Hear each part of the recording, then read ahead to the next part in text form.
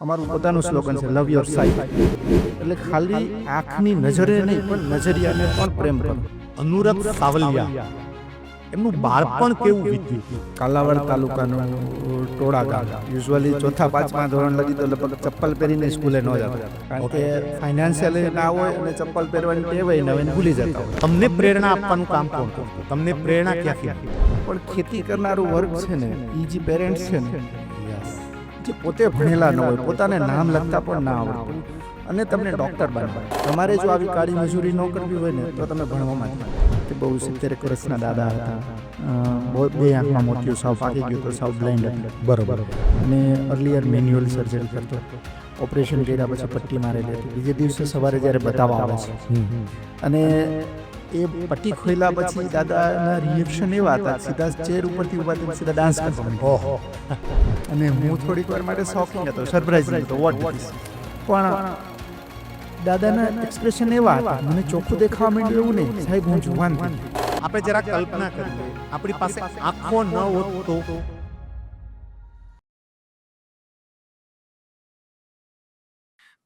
નમસ્કાર મિત્રો, સફળ વ્યક્તિઓ સાથેની વાતચીતની આ સિરીઝમાં આપ સૌનું હું હૃદયપૂર્વક સ્વાગત કરું છું. છેલ્લા 2 એપિસોડથી ડૉક્ટર અનિરુદ્ધ સાવલિયા સાથે આપણે વાતો કરી રહ્યા છીએ. પ્રથમ એપિસોડમાં એમનો અભ્યાસ, એમની પ્રગતિ, એમનો સંઘર્ષ, એમનું પર્સનલ લાઈફ, એના વિશેની વાતો કરી. બીજા એપિસોડની અંદર નંબર ઉતારવા માટેની ક્લિયર ટેકનોલોજી અંગેની વાતો કરી. અને આજે ત્રીજો એપિસોડ જ્યારે આપણે શરૂ કરી રહ્યા છીએ ત્યારે આ ત્રીજા એપિસોડમાં આંખની એક કોમન સમસ્યા જે મોટા ભાગનાને નડે છે એ સમસ્યા વિશે વાત કરવી છે, અને એ સમસ્યા છે મોતિયો. તો એમના વિશે આપણે ડિટેલમાં સમજીશું અને એના માટેની જે આધુનિક ટેકનોલોજીઓ છે એની માહિતી પણ ડૉક્ટર સાવલિયા પાસેથી આપણે મેળવીશું. સાહેબ, આ ત્રીજા એપિસોડમાં આપનું હું હૃદયપૂર્વક સ્વાગત કરું છું. Thank you. સૌથી પહેલી વાત તો એ કે હું જ્યારે નાનો હતો ત્યારથી આ સાંભળતો આવું છું, મોતિયો મોતિયો મોતિયો. અને ગામડામાં લગભગ જેટલા આમ 50-60 વર્ષની ઉપરની વ્યક્તિઓ હોય ને, આપણે એવું સાંભળીએ કે એમને મોતિયાનું ઓપરેશન કરાવ્યું, મોતિયાનું ઓપરેશન કરાવ્યું. અને મેં તો એવું જોયું છે, ઓલું લીલો પાટો અહીં એકાઈખે બાંધ્યો હોય અને બિચારા દાદા કે દાદી આટા મારતા હોય એમ. તો આ મોતિયો એકચ્યુઅલી શું છે અને એ કેવી રીતે આવતો હોય? રૂટીન આપણી જે આંખની રચના છે જી. એની અંદર રૂટીનમાં આપણે જોયું એ પ્રમાણે કે આંખની અંદર છે એ નજર છે, આ ભાગમાંથી આંખમાં અંદર નજર જાય છે. ઓકે. કીકી અને આ બે મણી, આ બે થઈ અને પડદા ઉપર અહીંયા નજર પડે છે. ફોકસ કરતા ઓકે. હોય. જી. હવે આ ફોકસિંગ માટેની 2 પોઈન્ટ છે, એમાંનો એક પોઈન્ટ એટલે આ કુદરતી લેન્સ. ઓકે. કુદરતી લેન્સ ઉંમર પ્રમાણે એની અંદરનું જે પ્રવાહી મટીરિયલ છે એ ડેનેચરલ થવાના લીધે એ પથ્થરમાં રૂપાંતરિત થતું હોય અથવા તો અપારદર્શક થઈ જતું હોય. બરોબર. એટલે જે નજર અહીંથી પડદા સુધી પહોંચવાની છે એ બંધ થઈ જતી હોય. હમ. આ પ્રક્રિયાને મોતિયો કહેવામાં આવે છે. Okay okay okay. એટલે એ પ્રવાહીની જે આપણે વાત કરી એ શરૂઆતના તબક્કામાં પારદર્શક જ હોય છે, અને પછી ધીમે ધીમે જેમ જેમ જેમ જેમ સમય પસાર થતો જાય એમ એ અપારદર્શક થઈ જાય કે કડક પથ્થર રૂપે પથ્થરમાં પરિવર્તિત થઈ જાય, પથ્થર જેવા સ્વરૂપમાં પરિવર્તિત થઈ જાય. સામાન્ય રીતે આવું બનવાની શરૂઆત આમ કેટલી ઉંમર પછી થતું હોય? આ એક સેનાલ ડિઝીઝ છે. ઓકે. મતલબ ઉંમર સાથે થતું. 50 વર્ષથી મોટી ઉંમરના લોકોમાં આ કોમનલી જોવા મળતું હોય, બિકોઝ કે ઉંમરના લીધે જે આખું મેટાબોલિઝમ શરીરનું ચેન્જ થતું હોય એમ આ પણ કુદરતી પ્રક્રિયા થઈ અને એની રીતે અંદરનું જે નેચરલ પ્રોટીન છે એ ડીનેચર થતું હોય. જી. એક ડૉક્ટર તરીકે જ્યારે લોકો તમને ભગવાનના પાડોશી ગણતા હોય છે, ત્યારે આ આંખનું તમે એક યુનિકનેસ તમને કહો તો આ લેન્સ છે એ રૂટીન આપણા પાણીનું પાઉચ કેવું હોય ઓકે. એ રીતે આ કામ કરતો હોય. બરોબર. આખા કોથળીમાં અંદર પ્રવાહી ભરેલું હા હોય હા હા હા અને એને તમે ફ્રીઝરમાં મૂકી દે, બરફ કેમ થઈ જાય હા હા.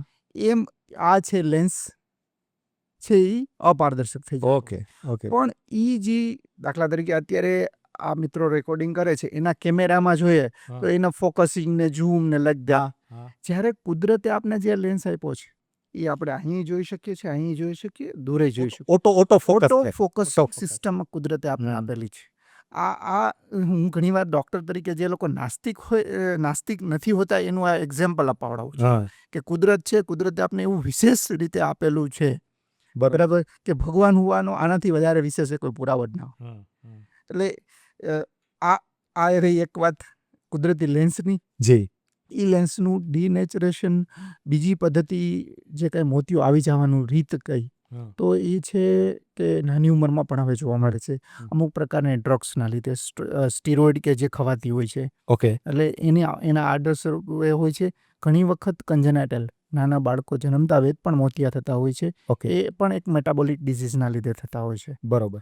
એટલે આ રીતના મોતિયો છે, આમ નેચરલ વસ્તુ, Generally- કુદરતી લેન્સ છે, એ ઝાંખો પડવાની પ્રક્રિયા છે. જનરલી મોટી ઉંમરે થાય, પણ તમે કહ્યું એમ કેટલીક આ ડ્રગ્સની ઇફેક્ટ કે આ તે એને કારણે નાની ઉંમરે પણ થાય.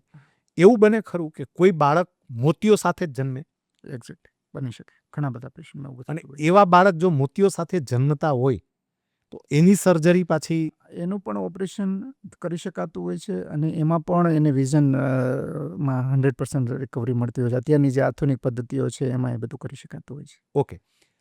મોતિયો શું છે એ તો અમને ખબર પડી ગઈ. હવે ગામડામાં આ શબ્દ બોલાતો હોય છે મોતિયો ઉતાયરો. મતલબ કે જે પેલો પથ્થર જેવું કે જે બની જાય છે એને દૂર કરવાનું થતું હશે. તો એ પ્રોસેસ સિમ્પલ આપણી જે પરંપરાગત પદ્ધતિ મોતિયાના ઓપરેશન માટેની કે મોતિયો ઉતારવા માટેની થતી હતી, એ પરંપરાગત પદ્ધતિ કેવી હતી? એમાં શું થતું એમ? શરૂઆતના સ્ટેજમાં અંદર મોતિયાના ઓપરેશનો છે એ સુશ્રુત વખતની વાતો કરીએ ને તો કાઉચિંગની એવી પદ્ધતિ હતી. જ્યારે આખો મોતિયો પાકી અને સફેદ આખું થઈ જાય અને પેશન્ટ હાવ દેખાતું, તો ત્યારે સિમ્પલી અહીંથી જોરથી આંખ ઉપર મારવામાં આવતું ઓકે. અને કુદરતી લેન્સ અંદર પડી જતો, એટલે હા. થોડું ઘણું સાઈડમાંથી દેખાડતું, પણ એ વર્ષ પદ્ધતિ હતી. ઓકે. હા, હા, હા. બરાબર. કારણ કે એમાં તો આઈ ડેમેજ અથવા તો અમુક પ્રકારના ઇન્સ્ટ્રુમેન્ટ નાખી અને લેન્સ નીચે અંદર પાડી દેવામાં આવતો, એટલે સાઈડમાંથી થોડી ઘણી લાઇટ આવતી. ઓકે. પણ હવેનું જે રૂટીન પદ્ધતિ છે, જે ગોલ્ડ સ્ટાન્ડર્ડ અત્યારનું છે, વચ્ચેના સમયમાં ટાંકા લઈને ઓપરેશન કરવાનું હતું. આખી આંખ ખોલવાની, હા. મોતિયો બહાર કાઢી લેવાનો. હા. અને ત્યારે અર્લિયર લેન્સની શોધ નહોતી, એટલે 10 નંબરના ઓલા જાડા ચશ્મા પહેલા ચશ્મા વડીલો પહેરવા બેસતા. પડતા. યસ. બરાબર. એમાં ત્યારે મણી મૂકેલા આંખ નહોતી, એટલે સીધા 10 નંબરના એને ચશ્મા પહેરવા પડતા. બરોબર. ત્યાર પછીની જે પદ્ધતિ અત્યારે છે એ ટાંકા વગરના મોતિયાના ઓપરેશન અથવા તો ફેકો ઇમલ્સિફિકેશન, બરોબર. કે જેમાં મોતિયાને ઓગાળીને કાઢી લેવામાં આવે અને એની જગ્યાએ અંદર મણી ફિટ કરવામાં આવે. ઓકે. બરાબર.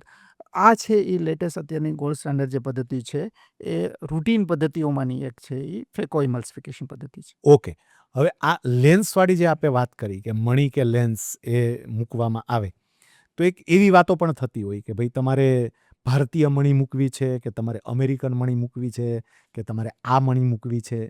તો એની વચ્ચેનો ડિફરન્સ, કારણ કે સામાન્ય લોકોને એ ખબર જ નથી. એ તો એવું માને છે કે ભાઈ અમેરિકન મણી હોય તો એ બહુ સારું રિઝલ્ટ આપે ને આ હોય તો આટલું સારું રિઝલ્ટ આપે. કોસ્ટ વાઇઝ ઘણી વખત એવું બને કે કોસ્ટમાં બહુ મોટો ડિફરન્સ પણ આવતો હોય. તો આ બધી મણી અલગ અલગ હોય તો એ કઈ રીતે એના પ્રકાર જુદા જુદા કેમ પડતા હશે? મણીમાં સામાન્ય રીતે ઇન્ડિયન મુકાવો છે કે અમેરિકન મુકાવો છે, લાઈક દેટ, આવા ક્વેશ્ચનો, અથવા તો ફોરેનનો, વિદેશનો મણી બિહાડવો, આ જે વાત છે અર્લિયર ડેઝ, અત્યારની વાત નથી કરતો, આજથી 15 વર્ષ પહેલાં, 10 વર્ષ પહેલાં અમારી પ્રેક્ટિસમાં પણ અમે આને થોડું મહત્ત્વ આપતા હતા. ઓકે. એની પાછળનું રૂટીન, દાખલા તરીકે પીમે લેન્સ, કાચનો જે મણી આવતો, એમાં જે પોલિશિંગનું જે હોય તો 200 કે 500 વાર પોલિશિંગ થઈ ગયું હોય, તો જ્યારે ઓલું છે 10 થી 15,000 વાર પોલિશિંગ થયું, એટલે ક્વોલિટી વાઇઝ એમાં ઇમ્પેરમેન્ટ હતું. ઓકે. બીજા નંબરમાં જે મટીરિયલ છે, જે હું એને અલગ ભાષામાં કહું છું કે એબ્રોડમાંથી જે મેડિકલ લાઇનમાં, જે ઇક્વિપમેન્ટમાં કે ટેકનોલોજીમાં જે લોકો વર્ક કરે છે, એને હું બીજું કંઈ નહીં કહેતા, કુદરતના સાક્ષી ભાવથી કામ કરતા હોય. બરોબર. તો એમાં ઈ કોઈ જોતું હોય કે ન જોતું હોય, એનું કામ 100% સાથે કરતો.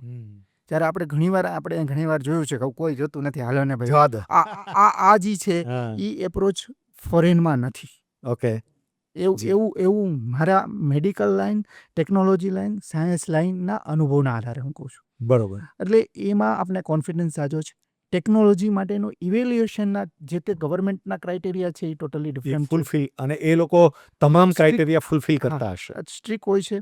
એટલે જે ટેકનોલોજી છે એ ખાલી ચોપડે નહીં પણ 100% એપ્લાય હોય છે. ઓકે. તો એના લીધે પણ હવેના છેલ્લા જે 5 વર્ષ 10 વર્ષનો જે એરામાં જે ચેન્જ થયો છે મેડિકલ ઇક્વિપમેન્ટ ટેકનોલોજી અને સાયન્સમાં પણ ઇન્ડિયામાં પણ સારી સારી કંપનીઓ સારા લેન્સ સાથે આવેલી છે અને they giving A very good result also.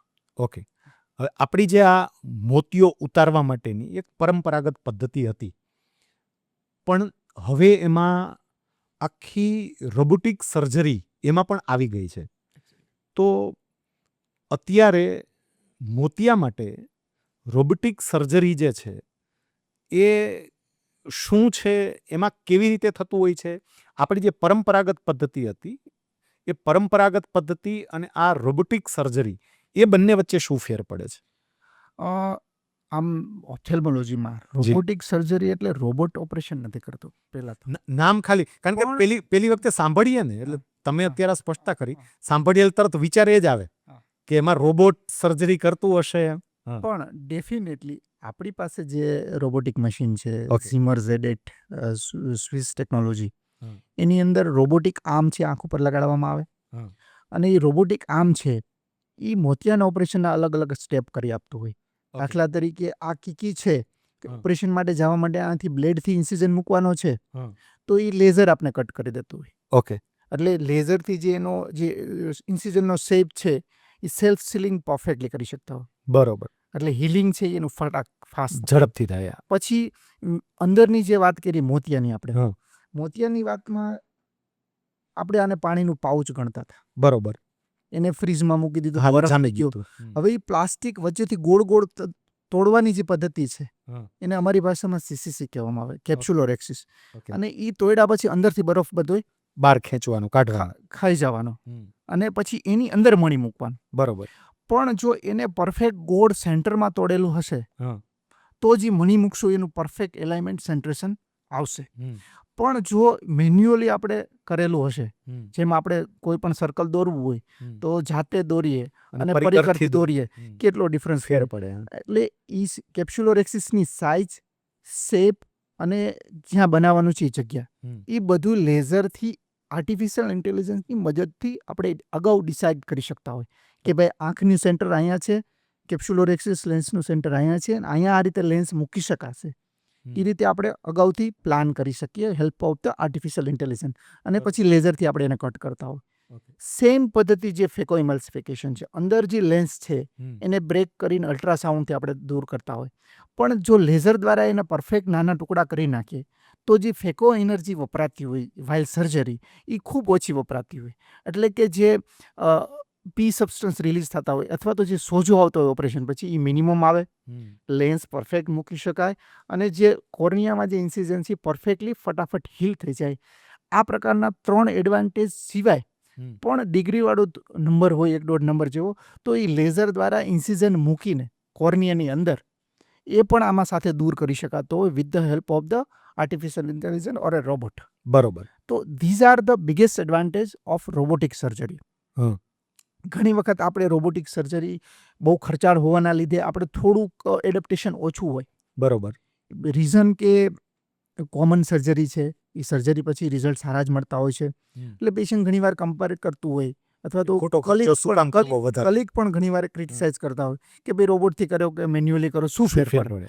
પણ જે વર્લ્ડ વાઇઝ જે ડાટા છે કે રોબોટિક અને મેન્યુઅલ ફેકો સર્જરી વચ્ચેનો ડિફરન્સ શું, હમ. તો 8-12% લગીનો advantage okay. All over world wide ડાટાનો છે. હમ. પણ હું એવું માનું કે આપણી આંખ માટે કે આપણા શરીર માટે કોઈ પણ પ્રોસિજર કરવાની છે એમાં કદાચ 2% પણ એડવાન્ટેજ મળતો હોય તો તો શું ડેફિનેટલી કામ? વી હેવ ટુ હા. સ્પેન્ડ ધ મની ફોર બિલકુલ. અવર આઈ ઓર અવર વિઝન. હા, હા, હા.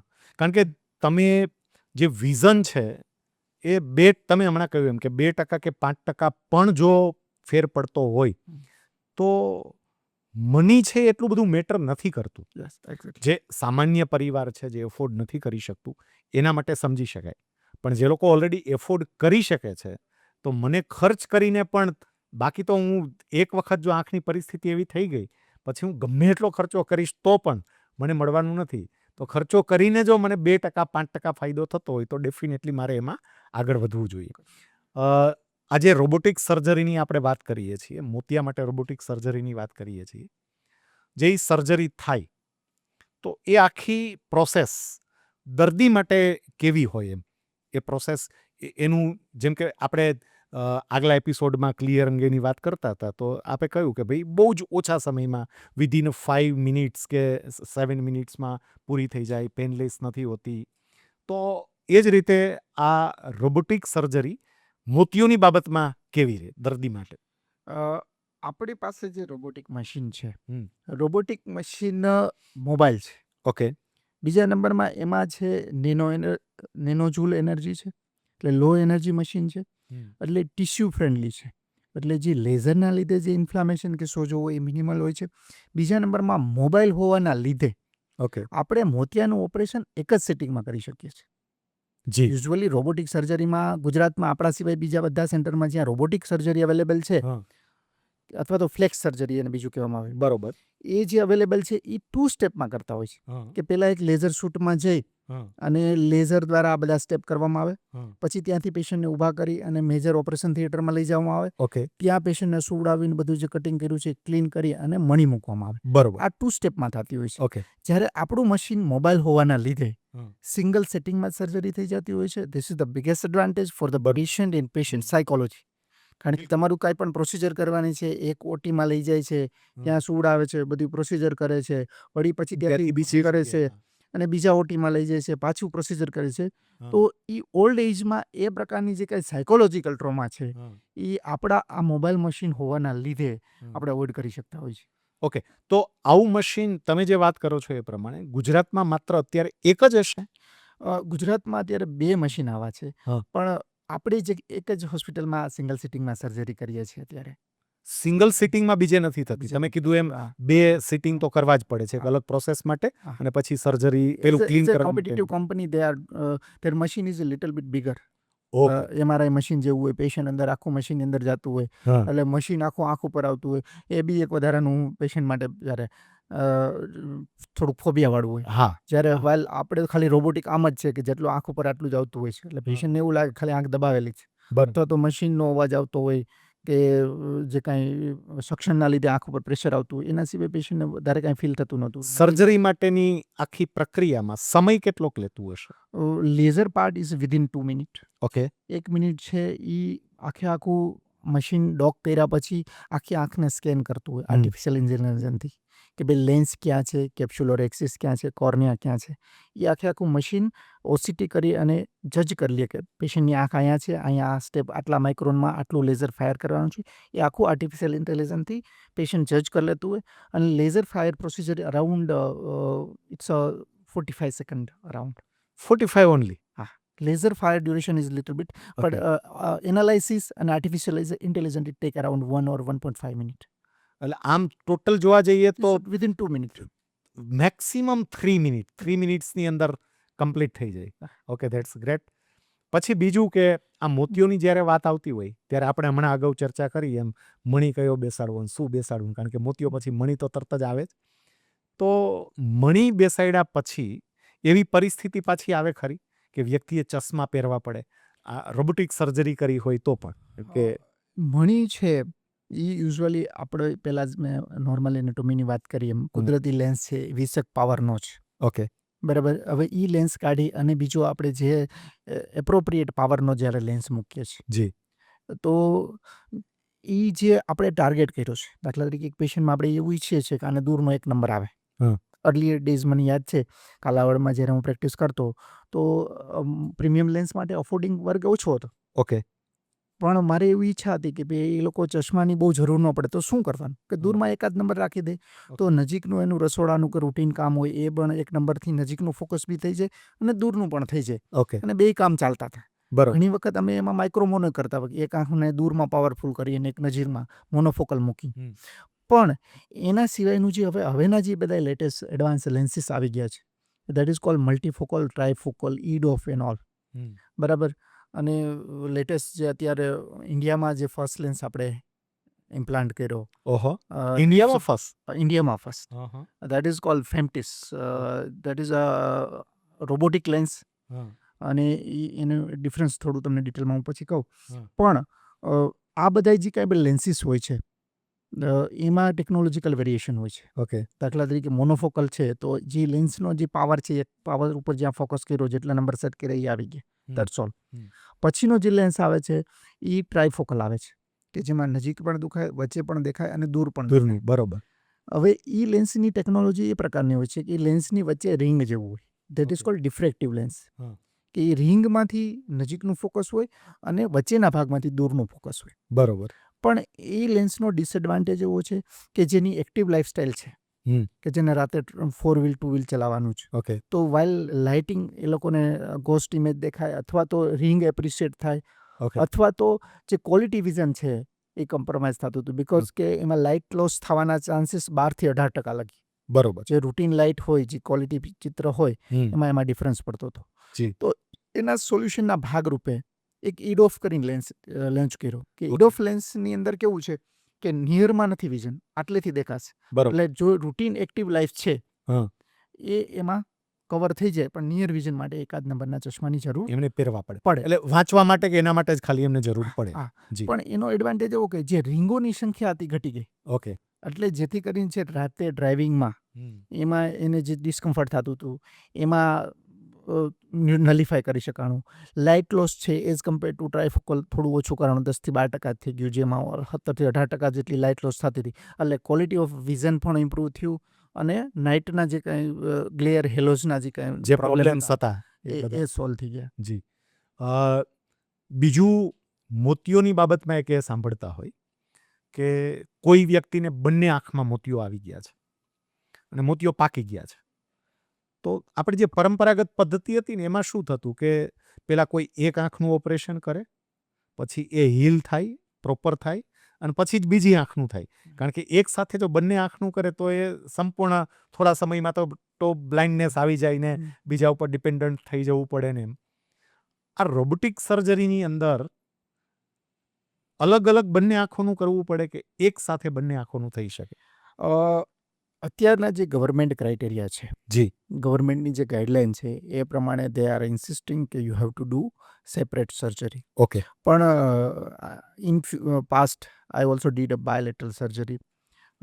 ઇન્ડિયામાં પણ ઘણા બધા સેન્ટરો છે કે જ્યાં they preferred bilateral surgery. Okay. અને સર્જરીમાં કેટરેક્ટ સર્જરીનું જે ટેકનોલોજીકલ એડવાન્સમેન્ટ છે તો એ એડવાન્સમેન્ટ એટલી હદે છે કે સર્જિકલી તો કોઈ પ્રોબ્લેમ થવાનો જ નથી. બરોબર. પણ જે રિસ્ક હોય છે ઇન્ફેક્શનનું હોય. ઓકે. કે while you are doing a bilateral and there is an infection, then patient બંને આંખો. blind. હા, yes. So that is the biggest risk. પણ હવે પછીના જે સ્ટરિલિટી ક્રાઇટેરિયા છે એ એટલા બધા હોય છે. આપણે ખુદ છે international criteria totally pre operative અને પર ઓપરેટિવ અને પોસ્ટ ઓપરેટિવ આપણે ફોલો કરીએ છીએ. બરોબર. કે જેથી કરીને પેશન્ટને કોઈ પણ જાતના ઇન્ફેક્શનનું ક્યારેય રિસ્ક રહેતું નથી. જી. સો અત્યારે in our practice we are not doing bilateral surgery at present. હા, કારણ કે સરકારના રૂલ્સ છે એટલા માટે. બરોબર. પણ સર્ટેન પીરિયડ, દાખલા તરીકે કોઈ પેશન્ટ મેન્ટલી રિટાયર્ડ છે અને એને જીએ આપીને જ એનેસ્થેસિયા આપીને ઓપરેટ કરવાનું છે, દેર ઇઝ અ રિસ્ક કે ભાઈ બીજી વાર પેશન્ટ આવી જ નથી શકે એમ, અથવા તો જેને બેયમાં હાવ મોતિયા પાકી જ ગયા છે, રેલાઈ જ ગયા છે, there is no alternative, we can not wait. એવા બધા એમાં સ્પેશિયલ કેસમાં વી આર એપ્રોચ. બરોબર. કારણ કે પરિસ્થિતિ ઉપર ડિપેન્ડ્સ છે. તમે જેમ કહ્યું એમ કે જો તમે તાત્કાલિક બંનેની સર્જરી નહીં કરો તો એની આંખ ડેમેજ થવાની પૂરેપૂરી શક્યતા છે.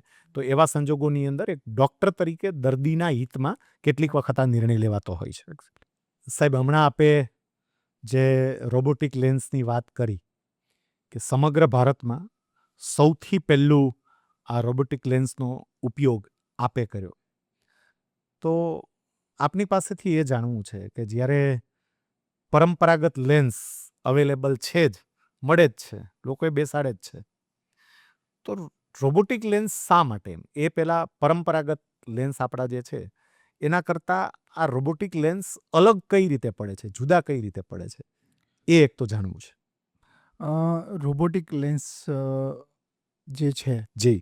એ actually this is the one kind of refractive lens. Okay. Segmental refractive lens. જી.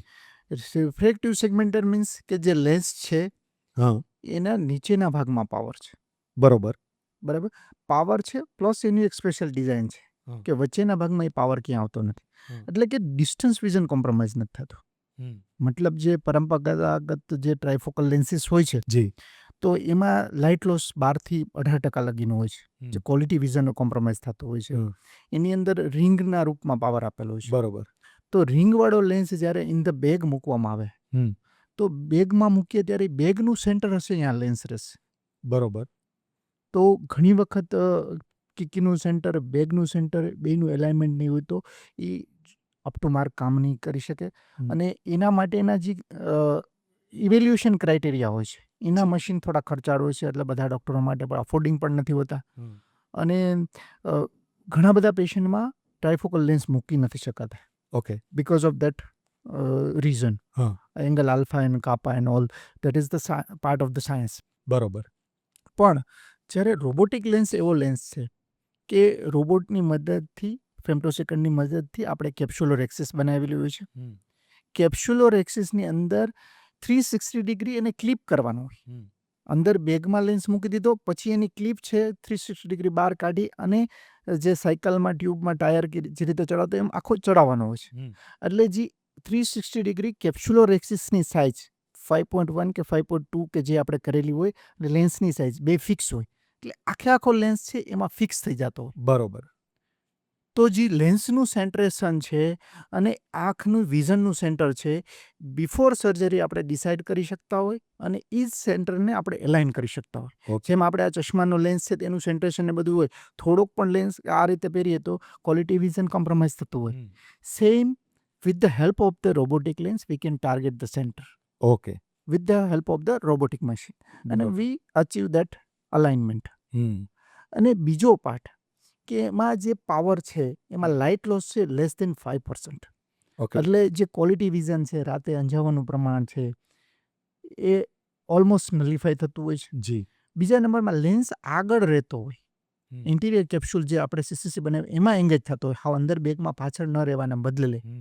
તો બિગેસ્ટ એડવાન્ટેજ કે આઈરિસ અને લેન્સ વચ્ચેની જે જગ્યા પડતી હોય એના લીધે ઘણા પેશન્ટને સાઈડમાં અહીંયામાં લીટો હોય એવું અહીંથી દબાતું હોય એવું ઘણા પેશન્ટમાં મેં કમ્પ્લેન સાંભળી હોય. That is called negative dysphotopsia. બરોબર. તો આ લેન્સ આગળ રહેવાના લીધે આઈરિસની ખૂબ નજીક હોય તો આ ગેપ ન પડતો હોય. તો નેગેટિવ ડિસ્પ્રોટોપ્સિયાની કમ્પ્લેન પેશન્ટમાં નથી હોતી. This is one kind of the biggest advantage with this lens. એટલે કે light loss, negative dysphotopsia, perfect centration plus જ્યારે આ કોઈ પણ લેન્સ મૂકવાના થાય એમાં જો ડિગ્રીવાળો લેન્સ મૂકવાનો થાય that is called toric lens. તો આ લેન્સ આપણે કેપ્સ્યુલમાં ફિક્સ કરી દીધો તો it can not be rotate. Okay. એટલે જે આ ડિગ્રી ઉપર આપણે જ્યાં મણી મૂકવું ત્યાં મૂકી શકતા હોય અને એ પછી લેન્સ હાલતો નથી. જ્યારે ઇન ધ બેન્ડ મૂકેલો કોઈ પણ લેન્સ હોય, અંદર બેગમાં મૂકેલો લેન્સ છે એ ફ્રી હોય તો 5 થી 10 ડિગ્રી એની રીતે રોટેટ થઈ શકે. જ્યારે આ લેન્સ છે એ રોટેશન બિલકુલ થતું નથી હોતું. એટલે these are the 3-4 best thing with this lens. આ લેન્સના આ 3-4 મેઇન ફાયદા છે.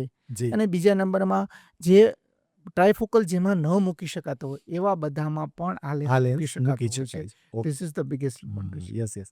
હવે તમે જે આ વાત કરી આખી રોબોટિક લેન્સની, જે કંઈ પણ ટેકનિકલ વાત કરી, પણ સરળતાથી મને એટલી ખબર પડે કે ક્વોલિટી વાઇઝ બહુ જ સરસ છે. કોઈ આ વાત સાંભળી અને એને મોતિયાનું ઓપરેશન કરાવવાનું છે ને એવું વિચારે કે મારે હવે આ રોબોટિક લેન્સ મૂકવો છે, એ કોઈ એવા આઈ સર્જન પાસે જાય છે કે જે આઈ સર્જન રોબોટિક સર્જરી નથી કરતા, નોર્મલ સર્જરી કરે છે. અને આ પેશન્ટ એમ કહે કે મેં એક સાંભળ્યું હતું ને મારે આ રોબોટિક લેન્સ છે એ મૂકવો છે, તો એ થઈ શકે? ફેમ્ટિસ લેન્સ માટેનો એક ફિક્સ ક્રાઇટેરિયા છે the size of the CCC. Capsular એક્સિસની સાઇઝ સેન્ટ્રેશન છે એ લેઝર દ્વારા જ, ફેમ્ટોસેકન્ડ લેઝર દ્વારા જ એઆઈની મદદથી જ આપણે બની શકાતા હોય. એટલે મેન્યુઅલી જે કાંઈ સર્જન કોઈ પણ ઓપરેટ કરતા હોય એના માટે શક્ય રોબોટિક સર્જરી થાય તો જ એ, કારણ કે એમાં પરફેક્શન જે છે એ બહુ મહત્વનું છે. એક્ઝેક્ટલી. જી.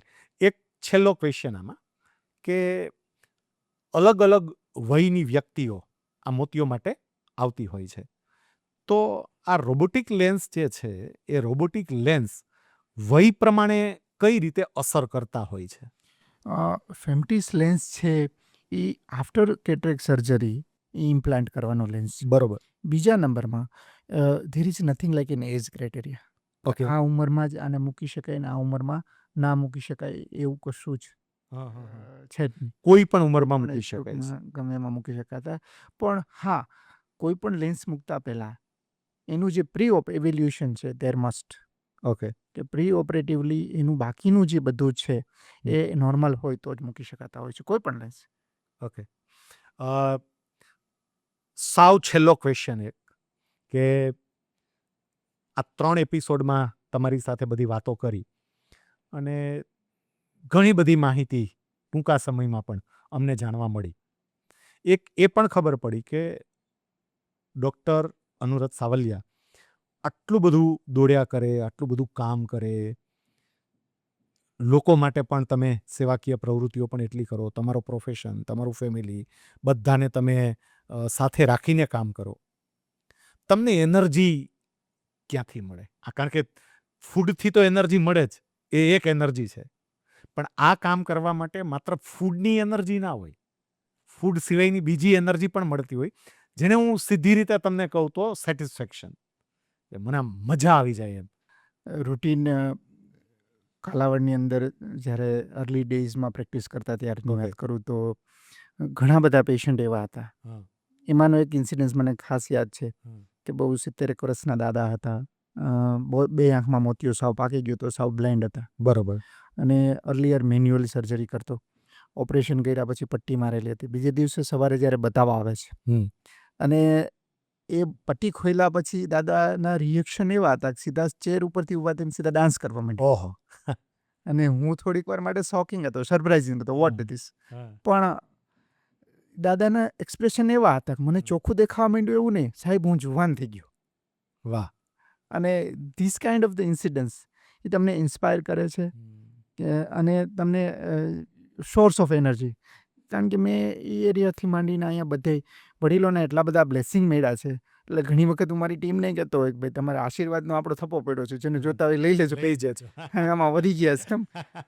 એટલે ધીઝ આર ધ થિંગ. અને જ્યારે બી અઘરું કામ કરવું પડ્યું છે, અઘરા ઓપરેશન કરવા પડે, કારણ કે પેરીફરીમાં તમે એકલા ડૉક્ટર તરીકે હો અને નોન અફોર્ડિંગ પેશન્ટ હોય, બરાબર, તો એની જ્યારે તમારે કોમ્પ્લિકેટેડ સર્જરી કરવી પડી હોય અને એમાં તમે 100% સક્સેસ ગયા હોય ત્યારે એની ખુશીનો એક ઇન્સિડન્સ તમારી એ શેર કરું. એ એક નાની ઉંમરનો ભાઈ છે, 24-25 વર્ષનો. ઓકે. એક ભાઈને ત્યાં હેલ્પ કરવા જાય છે, કોઈ કામ માટે લાકડા ફાડવા, એને લાગે છે આંખમાં, આંખ ફૂટી જાય છે. મારી પાસે સર્જરી માટે આવે છે. પેલો ભાઈ છે જેને ત્યાં કામ કરવા આવ્યો, એને બહુ ખર્ચા નથી કરવા, એને ગમે એમ કરીને મારી પાસે ઓપરેટ કરાવું છું. બરોબર. હું એને સમજાવું છું કે ભાઈ આ કોમ્પ્લિકેટેડ સર્જરી છે, આમાં 2 ડૉક્ટરોની જરૂર પડે, પડદાના સાહેબની જરૂર પડે. પણ ઇન્સિસ એવું કરે છે કે ના સાહેબ, આ પેશન્ટ બહુ પુઅર છે ને ક્યાંય જશે નહીં, તમે જ કંઈક કરી દો. અને સમહાઉ હું ઓપરેટ કરું છું. ઓકે. અને વિધિન 5-7 હજારમાં એ ઓપરેટ કરી દઉં છું. જી. અને પેશન્ટને 100% રિકવરી મળે છે.